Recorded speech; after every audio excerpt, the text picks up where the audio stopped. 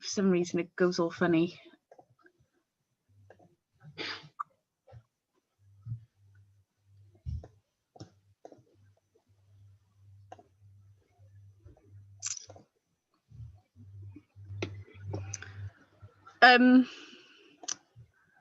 Today I've chosen medieval settlements, but not in terms of looking at it how historians and previous archaeologists have looking at it, is looking at the feudal system within the settlement, and it sort of gets left at that.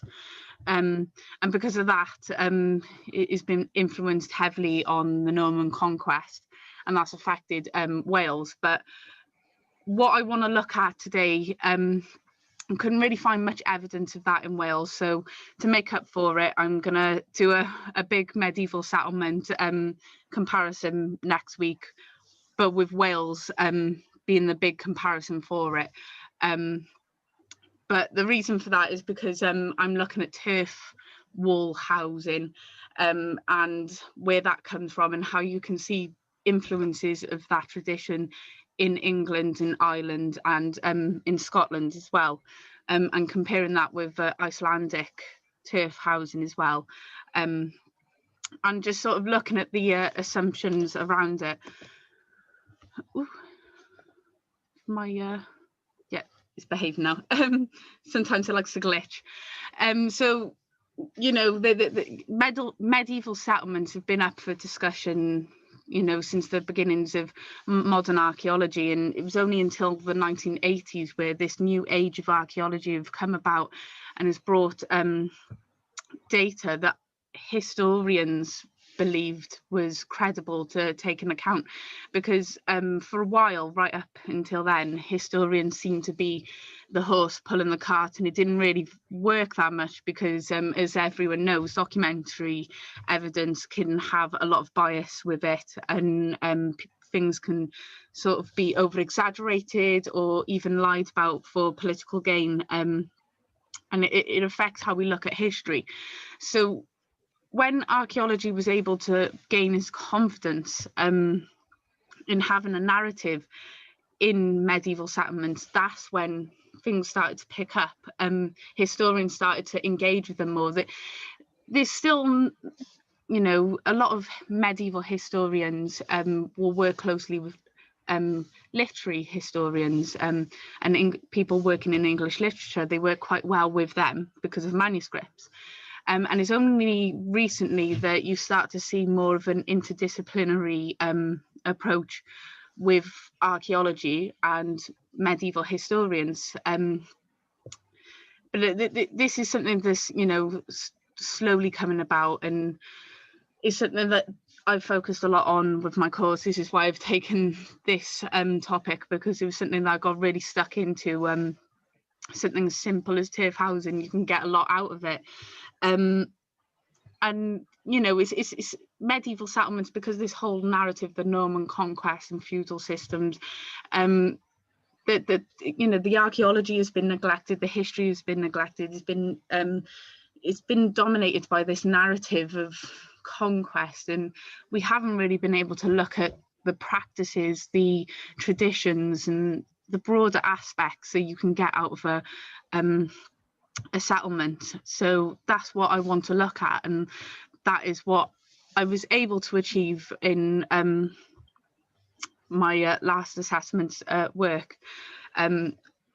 This was something that brought me great joy. So what I'm looking at is turf housing. So this has got a great interest with me because of how unique it is. You don't see it in many areas. You see it mostly in Britain, Ireland, and Northern European areas. They, you know, because of that reason, they're unique. You don't see them everywhere else. And trying to find it in other places other than Scandinavia and Greenland, for example, where the Vikings were about, is very hard to find in terms of finding in a medieval settlement. And this is thought to be a Nordic influence.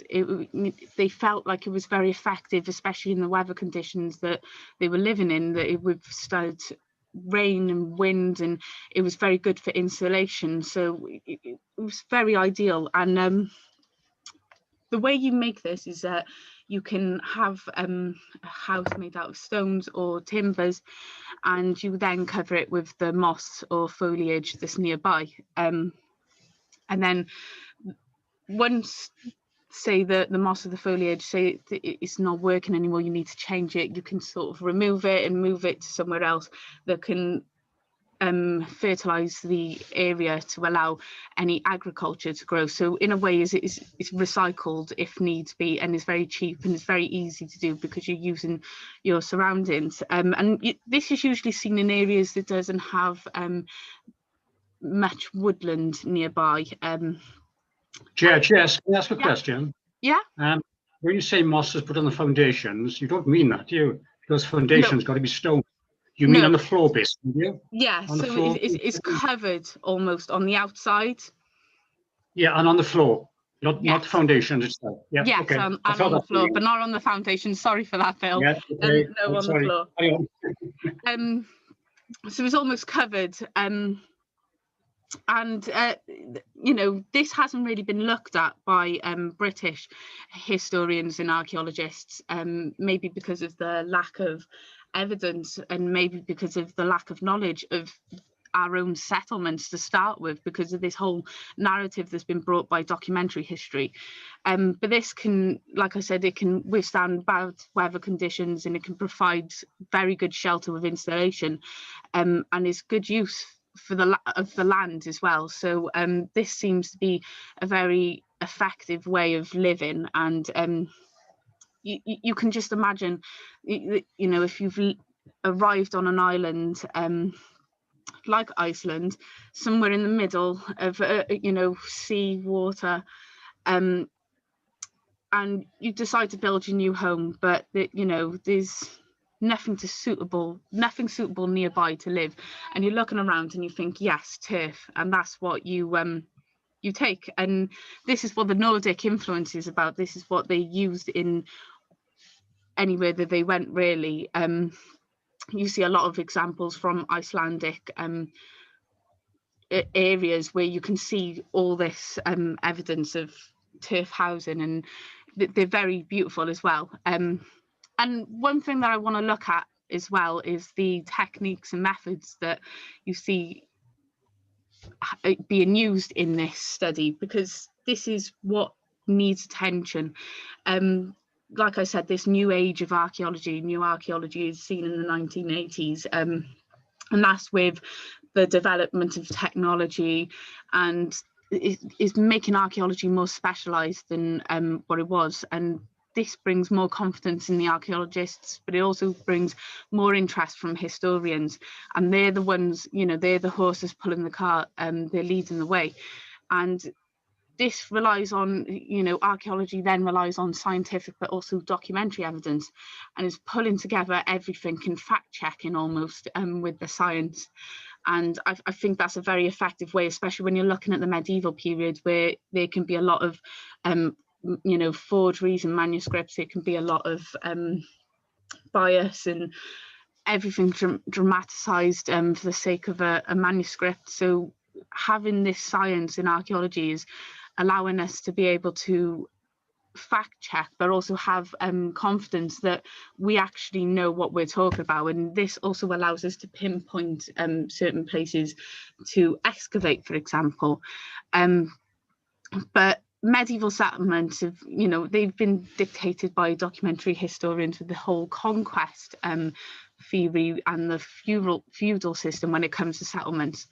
So you have loads of different disciplines and methodologies and evidence being brought into archaeology. So the one way that they say to be, you know, to study medieval archaeology is that you take a step back. You don't go for something too specific, because you can, it can be hard for your research. So you have something broad, and then you can be able to focus on something more closer. And because of that, a medieval archaeologist, for example, needs to block out any documentary evidence that they have at first, because that could it could influence the way they think about a settlement, or maybe the way they analyse it. So I think they need to take the documentary evidence as a pinch of salt at first, to just use it to try and, you know, pinpoint down something or bring a theory, and then come back to it after they've sort of gathered enough evidence. But you know, the focus of settlements needs to be on, you know, needs to be on the minds of archaeologists today, only to be able to answer the questions that have been left behind for many of years from documentary historians, but also the archaeologists who have excavated areas but have followed this narrative because they weren't able to block out the documentary evidence completely when they were analysing. Like I said, in terms of Wales, of turf housing, as I could find, there was none, but that doesn't mean that there wasn't any, and that it wasn't a practice that was held in Wales. Maybe you find with a lot of these turf houses is that, unlike Icelandic areas, these houses, they go to disrepair, and a lot of their evidence is gone. So it could be here in Wales, but similar practices were used with Neolithic burial grounds. So one like Tinkinswood, where they would bury it almost like in a mound. It's some sort of way of doing it, but that was with soil rather than moss. But you can see where that idea of covering it with soil, etc., comes into play as well. So I think that suggests that it came here, you know, that idea was kind of there before the Vikings came, and maybe it's a tradition that was held more commonly than what we thought. So the first one that I want to start off with is Iceland. So it was until recently, it was believed that Iceland would originally have had the large forests, and they were able to have these timber buildings made from them. And when they looked into it further, they realised that there was not enough woodland to create houses. So they had these turf houses where you have the moss on the floor and on the sides of the houses and on the top. Sometimes they did put some soil in, so the house was right in, but it protected the house. And it seemed to be a very quick and effective way of building houses, and on a whole, it kept warmth. It just seemed a better way for the Nordic culture. But there's evidence of British settlements taking influence maybe from these regions, or like I said, are they? Because the whole argument of this is that there's kind of been a concept of that, you know, for years, right into our prehistory. So I don't think is probably something that would be new to us. But what's interesting about the Icelandic traditions when it comes to these houses is that it's been, you know, it was before the medieval period, and it went up right up to the 1950s. And I think that just sort of illuminates to us the importance and the purpose of these structures, and how strong they were, and how effective they were, and how they were able to carry on throughout the years. And it's a choice of housing for these people as well, and it's also very eco-friendly. So that's another reason why people choose for it now, because it is able to keep the insulation better. But you know, there's a theory that Scotland was influenced by Iceland, and that's how it was brought into Britain. But I'll get into that further. But you know, this is a tradition that does date back to the Iron Age, and the Romans also used it themselves for their fortresses and their defence walls once their reign reached the northern areas. So it's something that's always been there, but I think what's making it unique is seeing it in medieval settlements today. And you see with Iceland that they have a different meaning to them compared to British cultures and traditions, as in it didn't matter about status, everyone lived in these turf houses, and I think that just sort of shows how good and important they were. But how cheap they were. It was just, everyone was happy to live in one, and it's a technique that survived in mainly Iceland to this day, and it's still practiced to recreate any villages that are thought to be about, especially in Scotland. They like to recreate some houses up in the Highlands to try and show heritage as well, which I think is a lovely way of showing it off, especially when you haven't got much evidence around you, so you use everything evidence-wise you can to recreate it. So I think it's keeping the history alive. But you know, a lot of Icelandic turf houses are on these on the World Heritage List. They're important because of their earthen architecture, and this is very unique. Like I said, it's very close to areas where it has difficult weather, for example. But this was a building material, like I said, that was chosen by rich and poor. It didn't matter about what. It was used for houses, it was used for stables, it was used for churches. Everything was used with this type of structure.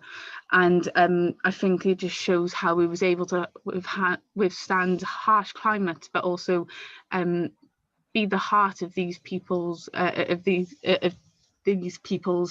culture, traditions, and what they felt like was right for them to live in. So you're gonna have to excuse me to say this, but is Castor? I'm really bad with pronunciation, but it is on the screen. So this is in Iceland. So when the Vikings started coming over to Iceland from Norway, it was around about the year of 874 AD. So take a couple of years, and they've settled here. And you know, many areas in Iceland have a rich history of Vikings, and especially this area, for example. And this is a hypothesis house of the old saga of Longhouse, where Eric the Red and his wife had lived. And it shows how this method was used to be able to withstand the harsh winds. And what they say about this, when I was looking into it, was that this is a house that is literally taken a battering by all types of weathers, and you know, is strong. Nothing's gonna stop it, and you can see how well built it is, and they're not as ugly as what you think they are when you think of moss all over the place. You know, they're very aesthetically done as well, and I think it's perfect to look at. But especially what's important is how is all for all social classes. These are highly regarded with the Icelandic tradition, and what was also sustainable about this way of building houses was that there was not much woodland about, but there was no shortage of turf. And this was found plentiful. Excuse me a minute. So this was found in marshlands, for example, and builders would cut it using different tools, and it was depending on what the shape was needed for the house that they used different tools. And you know, this was a constant supply, and this turned into a type of domestic trade within themselves, where it created a job where someone was going out to get the turf for the housing, and like I said, it can always be replaced if needs be. And I think with Iceland, they seem to have more impressive ways of showing it compared to when you come to Britain, where it's not really shown that much, and you can sort of imagine it, but it's very hard because it just looks like the grass is overtaken. But this was depending on how skilled the builder and the craftsman was with the structure of this house, and the weather conditions and the type of turf that they used. this house could last up to 70 years, for example, before they had to replace the turf. So this was very easy, and the original, that they used some timbers on the inside, so there was original timbers that would remain in the structure the whole time, and they would just change it whenever they could in 70 years. And that seemed to be very sustainable. It seemed very effective and resilient, as well as keeping heat in as well. So I think that is important to note with this. So we're going to go to England, and this is something that I focused on a lot because this goes to the Cornwall trip. We stopped off on the way to Cornwall to look at Houndtor, and there was a medieval village behind it. So once I looked at that, that was sort of what sparked my interest to look at the structure of the buildings there as well more. But, you know, like I said, this could be maybe a political issue. Like I always say, that England has always had a little bit more discussion in terms of their history compared to Wales. And it sort of maybe brings the question of maybe Wales should have more attention and respect. But like I said, that's for everyone else to decide. But that does come up when you discuss this. But when you have English settlements, they're sort of set in a narrative. They, like I said, a lot of historians and archaeologists back in the day would look at a few medieval settlements in England, and they would sort of look at the narrative, see if that would fit the narrative of the Norman conquest, and sort of brand it for the rest of any other medieval settlement that was found. And that's what I found in my research, was this whole lack of confidence maybe in this whole discussion of medieval settlement, or maybe because it's so simple that people just sort of dismiss it. But it was something that I really liked going into, and you kind of sort of see how this Romanization is a factor with some of these medieval settlements. And when you think of how the Romans used turf walls as well, it could also explain that maybe it wasn't the Vikings, but it could be the Romans that had this idea as well, put into the culture of the English people and the British people, to have these turf buildings. But you know, that could be a plausible argument, but at the same time it could just be a load of waffle. But if you look at the evidence, you could definitely think that, especially you know, when you see a few articles, especially one from Ralph Fail and Tony Brown, which was Beyond Villages and Open Fields. That's an article in the Medieval Archaeology Journal. And you know, I'll go into them further, but they looked at Romanization of medieval settlements and how that can affect the social aspects of it as well, not just the conquest being the only sole factor in changing social and traditional factors of a settlement. But this whole idea of turf houses is not a common practice in England, and it's a sort of topic that was very hard to find, maybe because of lack of evidence of these houses.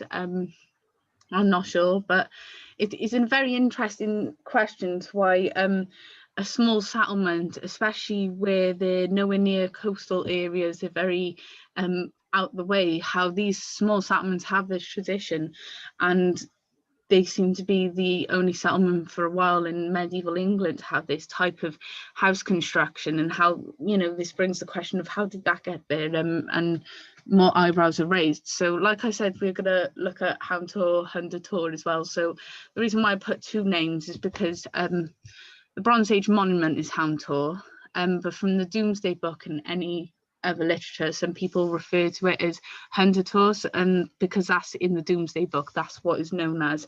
But Houndtor, it seems just easier for me, and a lot of historians have seemed to write it down as that as well.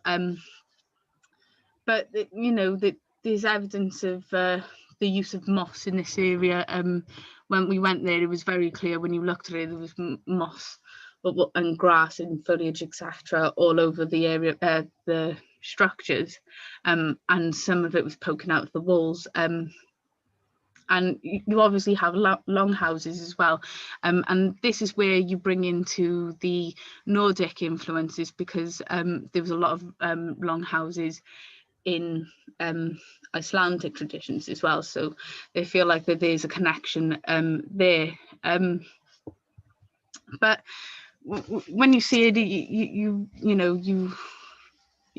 can get an idea of how it possibly would have looked from floor level. But I closed my eyes and tried to imagine the little street that you go through is all busy. It was a little street that was coming down here that you walked up, and it was quite cute, and I got some nice photos of that.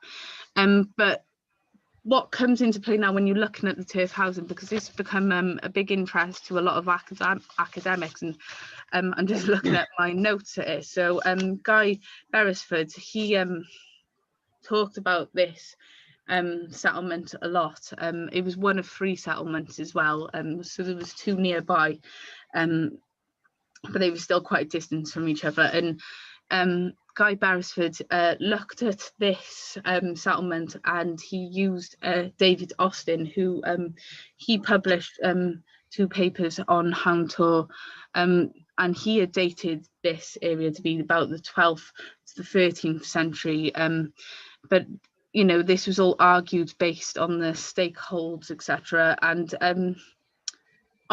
David Austin had argued that the pollen sequence reflected the activities of the Hound Tor farmers. And what Guy Barrisford was arguing was, yes, I agree with that. However, what I'm trying to say is that they were recycling the turf that was no longer needed for the agricultural areas, or maybe to just put back into where they were getting turf from to give the soil nutrients, and be able to sort of keep the area going. As you can see, there's not many trees there as well, so it seemed a very plausible way, because it was done by stones, and it would have had the so it was stones, and then it would have had the turf all around and on the inside of it, and especially where it was very windy and cold and extremely windy. So this seems perfect for the area that it was. So it kind of brings the question of, if it was perfect for the area that it was, does that mean they thought of, this was the perfect construction, or was it because of any cultural or tradition influence that they had from Nordic, or possibly any other peoples about, i.e. the Romans? But this sort of got into an argument where they looked at the samples of the long houses, and they saw that there was relationship with the other houses and buildings in the settlement. So it just shows how they use this type of turf as well for every type of house, but each house had a connection with each other. So what I gathered when looking at that and looking at further information is that this house had a manor nearby, and that manor was very grand compared to this settlement. And from what I gathered is that this settlement, that turf housing seemed to be something of lower status compared to higher status, and so maybe that's why it was just seen as more effective, because they just needed to use what was around them rather than having something grand. But when you look at Tony Brown and Ralph Fail, they also wrote about this area as well, and this was Beyond Villages in Open Fields, the origins of and development of historic landscape, characterised by dispersed settlement in southwest England. That's in medieval archaeology as well. They also looked at the pollen evidence, but they looked at it in a completely different spin to how Guy Barrisford did, where he tried to see if there was any relationship with the farmers and any dying foliage, turf, etc. that was nearby. And they used the pollen evidence to have an understanding of the clearance of any woodland or lowland areas that they had nearby. And this not only showed how they used this for agriculture and livestock, but it was also for the development of these turf housing. So they used everything around them, and I think that is what's important here, is that these are people who are very dependent on the land that they live in, and even though they're harsh environments, they're able to work around it and adapt. And it's a lovely little village that we went to. It was, you know, they were surrounded by a lot of history, and you can see that there was a lot of occupation throughout time, from prehistory right up until the medieval period. So that's very interesting as well, to see how it was all set out. But when you look further into it, just another thing that I thought I'd add to it, because it's just nice, is that they found that there was it was rabbit warrens that was found nearby. But it was the way they had done the rabbit warrens, it was almost like they were sort of farming the rabbits for food as well. So I think it opened up more to just the diet as well. And you know, the more easier animal to them was rabbit to get hold of. And it just shows an insight of how you can use one methodology, i.e. the pollen sequence, and you can get so much more information out of it. And aerial photography is a very important one when it comes to the study of this settlement, because a lot of people are looking at it from above, and you see different, and there was one study on it, it was very it was a bit mind-blowing, but it was looking at the way this settlement looks in different types of ways of taking photos, and it revealed more about the settlement and where maybe other parts of the settlement was, and maybe where the river was as well. And that's another way that they used pollen sequence, was to look at any water nearby, to just see how it would work. And it was very obvious that people were just using their land and just minding their own business, really, and they were just happy to be where they were. And I think that sort of breaks away from this whole narrative that when I first started looking into medieval studies, is that we had this whole discussion of what is medieval, and a lot of people have this negative perception of medieval times because of the way it's portrayed in the media, and phrases such as "I'll get medieval on you." So looking at it from this light, you kind of see more of a nicer social aspect to it, where there's community and living together and creating a harmonious environment where everyone's living off the land and making the best of what it was. There was obviously someone there obviously taking tax, etc., which comes into the feudal system, but I don't really like talking about it that much because it's talked about a lot, but it does pop into the argument quite a bit sometimes. So you have turf housing in Ireland, and the issue with this is that Ireland's turf housing is, you know, is ranges in time periods, and you see a lot of it from prehistoric sites as well, but it's almost evidence of a ceremonial way of building. And what we'll look into is how Ireland has a different approach to this type of building. So this will be taken back before the medieval period. They seem to be using this type of building different, but it was a good case study when it came to the Hound Tor in England settlement, because I felt like it gave an explanation to the turf, and I don't know why it says turf Wales and their uses. I had a nightmare with this PowerPoint. So you know, it brings an explanation to the turf houses and their uses, but it also shows how it was possible for it to be in Britain at the time that Hound Tor was, and that but that is what, you know, I use to sort of back up my argument that it's not unusual to see in Britain at all.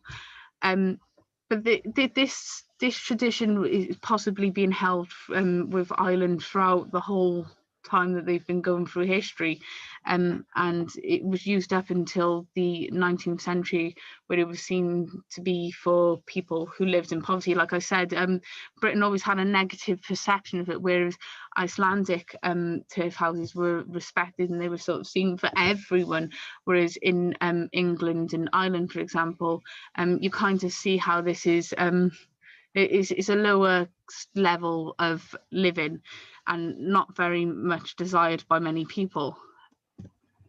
So what I'll come to is this prehistoric way of using it, but it's almost underground as well. But this is a concept that I felt like was close, because when you look at some Icelandic turf houses, you kind of see how, you know, they also bury their houses as well, sometimes right into the ground.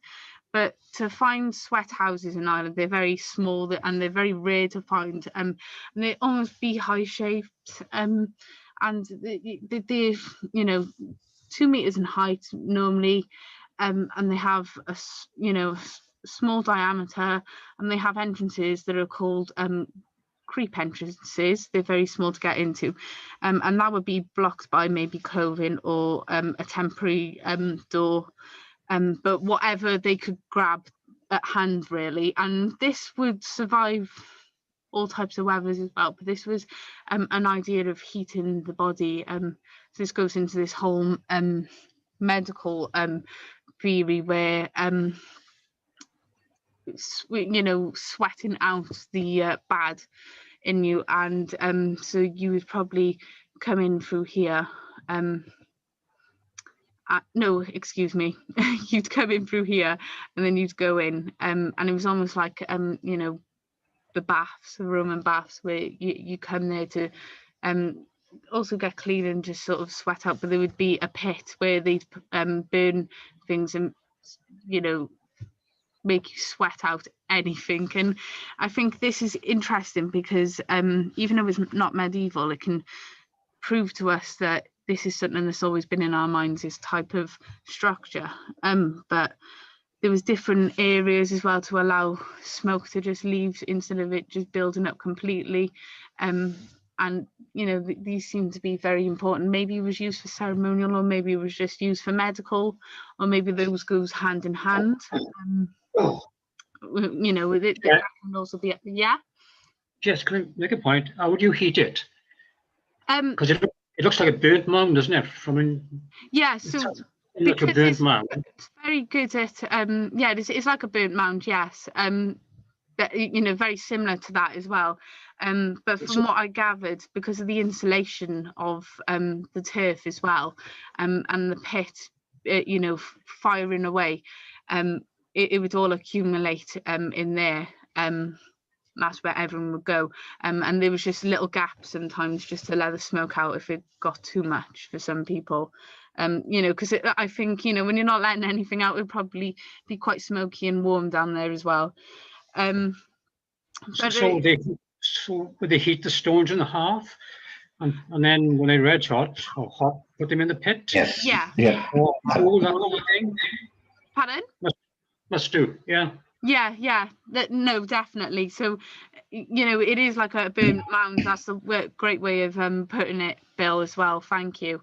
But yeah, this, you know, is this whole thing of cleansing maybe the body and maybe just the spiritual mind as well. But that can also go into a nice debate. But I just use this as an example to say that this type of structure, this type of building was not new in this, you know, area, and that it could have just been passed on through people trading and sort of seeing, or maybe people traveling, and they just thought, you know, with how well it can withstand the weather and keep heat, this is a perfect way of building.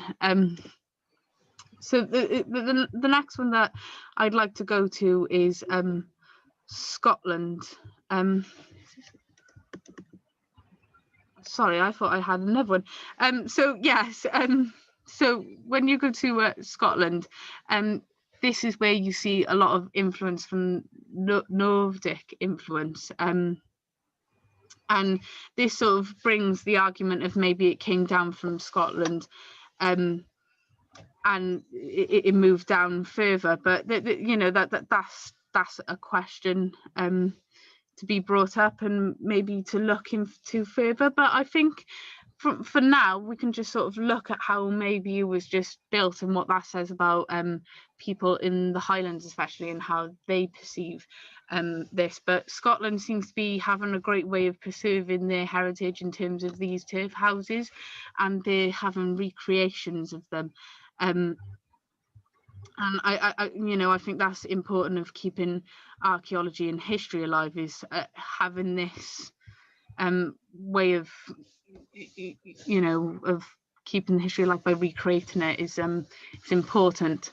But it gives us an insight of how this is also effective and resilient in Scottish Highlands, because this is very, you know, I've gone to Scottish Highlands. It can be very brutal when you go up there in the horrible weather, but it can also be very pretty. But like I said, turf was used to insulate, so this could be important against wind, but also important to keeping themselves warm. And this is probably something that could be seen in tradition of Scottish culture before the Vikings had come to Britain and Scotland, for example. But you know, you see how this, you know, the lack of interpretation has left people not wanting to approach these questions, because there's not much historiography, maybe interpretation by archaeologists, or evidence to suggest that these were ever such a thing. And I think the more people have settlements on their minds, but in a different way, you know, picking on something specific rather than just looking at the settlement, and you know, I think we can get so much more out of our history as well, and especially Wales. I feel like Wales has been neglected in terms of looking at the settlements, and doing a project on Welsh medieval trade and how that you know, was with Ireland and Devon, for example, and Bristol, and maybe other areas in continental Europe. So when you look at the archaeology, a lot of it has not been published, or is been published but in a really hard way to find. And you see how, you know, Welsh history in terms of settlements has been neglected. And maybe if we have Scotland's approach of maybe looking at their settlements, we can sort of bring out more of our own history as well. And I think this is what is important to get out of all of this, is that, you know, it can go down a political route, but it can also show us what we can do better with our own heritage and history. And that's something that we need to urge you know, people in our area to care about. Maybe urge, you know, that's something I'm always doing, is I'm always on you know, my assembly members back, because I always want our heritage to be thought of, and is something I always moan about, is how I feel like Wales is neglected in that terms. But Scotland seems to be getting something right, and they're able to recreate from what they know. And they were building these houses without timber as well, so it just shows how it was almost like the hound hall way of building, where it was just the stones and the turf.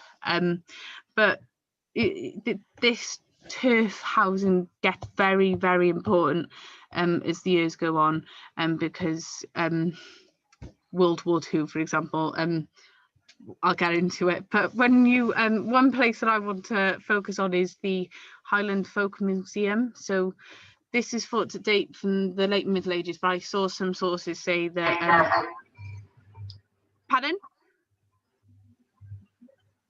You know, to date from the late Middle Ages right up to maybe the 1700s.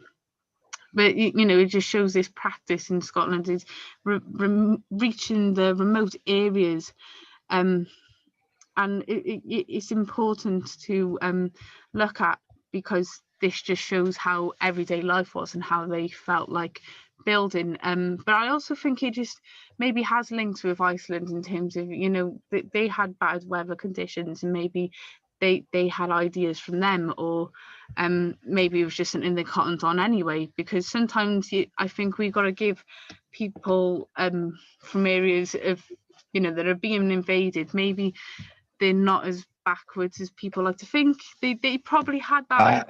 That's it. Pardon? That's it. We don't give the people the respect for the intelligence that they actually had, and their knowledge of the science.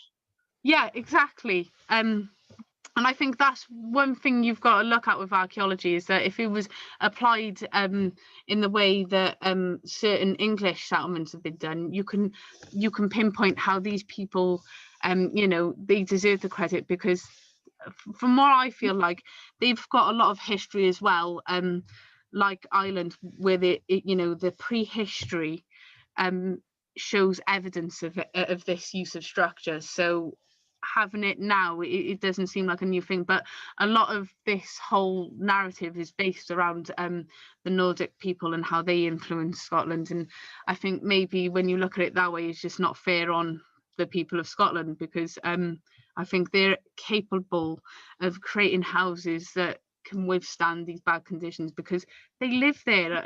What were they doing beforehand exactly? Of course they're going to know their environment, just like everyone knows their environment that they're born into. You learn to adapt, and you know, I think that's why they need more credit. But you do have that argument where people feel like it's just Iceland's influence on Scotland, but this sort of built a community where with sustainable housing that didn't need to be changed for 70 years. And this moves on to the turf shielding, but this has now disappeared.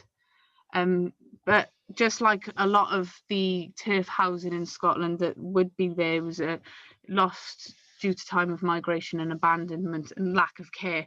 But this isn't a medieval one that I'm talking about. This is one from World War II, where you know, it was thought that they were going to use it to protect themselves in World War II, and eventually it just went to disrepair after its use, because there was no need to use it for protection anymore after World War II had ended. But you know, it was showed how this use of turf, it can still be used right up until the present day, and people are using it for the present day. For its purpose changes throughout time. I think when you get to the medieval period, people use it for how effective it is and making use of their space.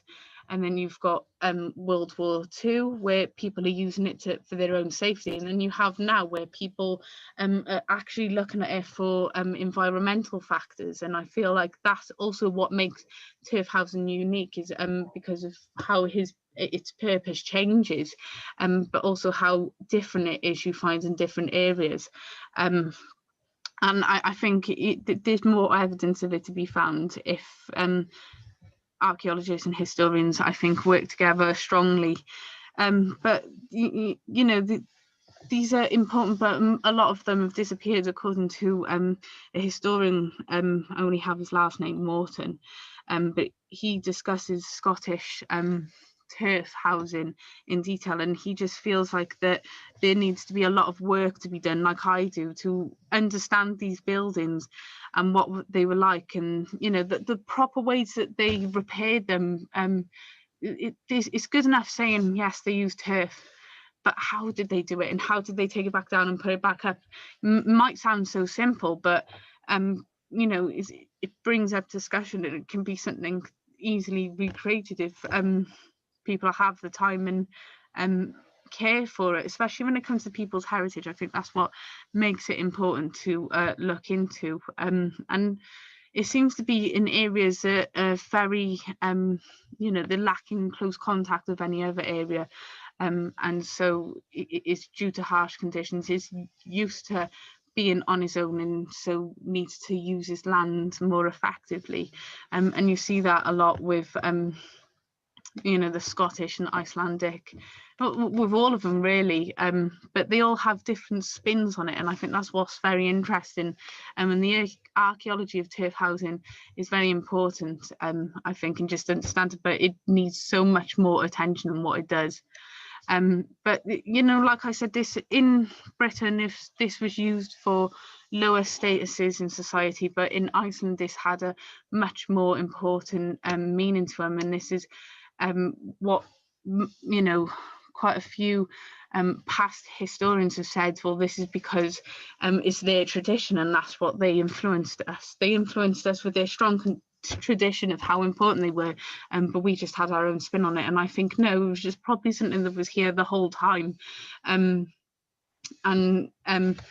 Iceland has just got a very close connection with it, in terms of it, everyone had it, and it was something that they all had in a mutual connection with, no matter what level they were on the, you know, status hierarchy level.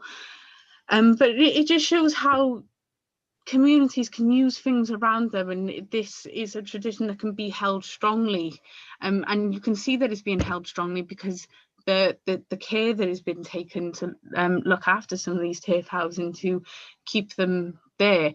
But like I said, you know, some of them have fallen to disrepair and have gone and lost to the past, which is a sad thing to think about. But you know, you see to be finding a lot of these places in remote areas, and I think that's just because they have lack of supplies and maybe not much connection with other busy areas, and so they're used to working with their own space and things around them. I just think that's just their most effective way of building, and just, you know, is holding an importance today, especially in Iceland. So that's the end of that. So I'm just going to go and ask if anyone's got any questions or anything to add. So I'll go with Bill first. If you've got anything to add or anything to ask. Yeah, I assume, Jess, you didn't have any images of the actual construction techniques, because I'm thinking to myself now, how would I do it? So if the walls were purely of turf, they would have to be quite wide for stability, maybe 3 foot or more, as you take the height up to wall plate level, i.e. ceiling level. And then across the length of the building, then you'd need lots of timber trusses quite close together to support the turfs, which obviously are saggy. So there's quite a lot involved in building, even though the materials would have been, as you say, they fall around them, you know, forest, woods and grassland, heathland, etc., moorland. Yeah. So it looks good in practice. The walls will be totally windproof and waterproof. But I'm thinking to myself now, turf is porous. So how do you guarantee that it doesn't leak in heavy sustained rain? That's a bit of a mystery to me. But obviously, it seemed to work somehow. Yeah. And I think the, like what you said there about the practice of building it, I think that's something that, you know, it needs to be focused on more, and maybe archaeologists look into it and maybe try and recreate it themselves in a very close way to what they think it would be. Maybe that could answer our questions, and it could be something simple as that. Well, I say simple, I know it's easier said than done, but you know, just recreate. It'd be a good exercise, yeah, of course. Yeah, definitely. Yeah. Thank you, Jess. I think that's me. Thank you, Bill. Peter, anything you'd like to ask or add? Well, just that you look at the need for insulation. Now, where the greater need for insulation, there will be the thicker and the more greater use probably of and the farther south you go, there was less need.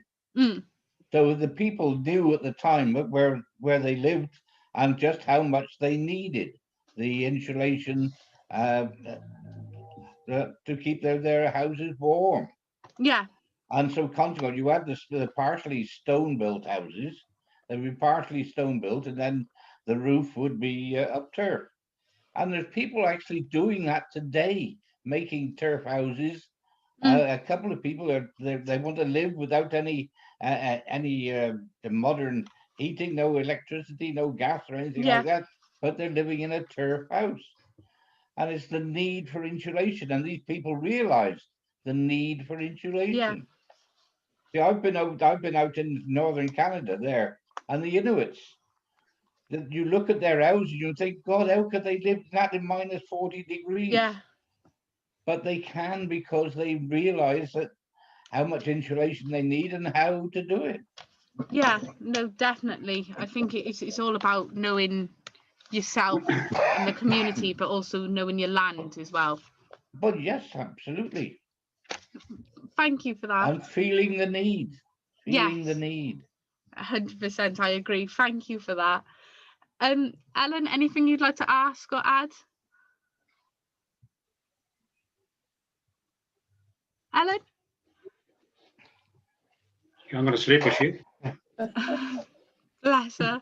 I'll move to Pat. Pat, have you got anything to add? Yes, a couple of things.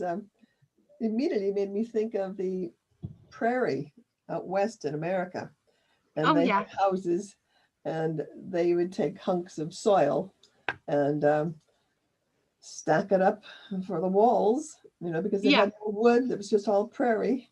I mean, there were a few rivers and streams that would have wood, but if you first move out there, that would be, and they called them SOD, a sod house. Yeah, a sod house, yes. And not a turf house, but and the picture looked like it did have a lot of turf actually on it. There's no moss in the west, so they couldn't use any moss there, but I guess here there'd be a lot of moss you could. But I do wonder, how did they stay dry?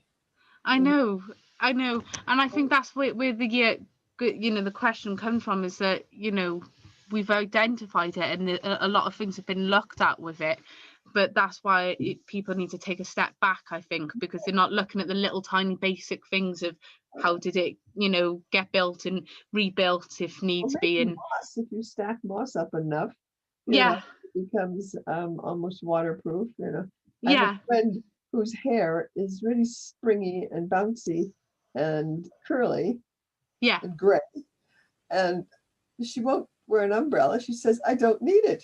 I got this on my head. That seems like a godsend. I don't know. Anyhow, yes, I hadn't thought about it at all, and never even heard about turf houses here. Yeah, no, I did think of sod houses as well. Yeah, so thank you for that, Pat. Okay. I'll check with Ellen. Ellen? The design of the houses, are they sort of wooden uprights, or are they stone walls with moss on them? Well, from the one hound tour, that seemed to be stone and then turf put over it. But in Iceland, they seem to have it, a lot of soil, maybe some heavier turf put around it, with some timber structure inside as well. Okay. Yeah, it's just that because there were no pictures other than that bathing hut, as it were. I'm not quite sure the design of them and that. Yeah. Okay, thank you. It's okay, thank you. At one point, where in England is Hound Tor? It's Exeter ways. All right. So it's Not very... Dartmoor, is it? Yeah. Dartmoor, yeah. Dartmoor, yeah. Dartmoor, yeah. I'll have to look up, because I did go to Iceland one time, and we did stop and we did look at a house, but it was actually more like scare bright, in the ground rather than built up. So Same system. I'll have to look at my pictures. Same need. It's really good. I can look on Google Photos and I just type in Iceland and it finds these pictures. Yeah, no. I don't have to remember what year it was or what month. I'll do that. See if I can find anything. Thank you. Thank you everyone as well for coming tonight. Yeah, thank you. And have a lovely evening. Do you know what you're talking about next week? Yeah, I'm thinking of maybe looking at Welsh medieval settlements, but with trade, and maybe looking at it in terms of the North Sea trade, and maybe looking at maybe our type of trade, for example. I think that would be a nice comparison. Okay, sounds good. Thank you, Jess. It's okay. Take care, everyone. Yeah. Bye, everyone. Bye. Bye. Bill. Bye.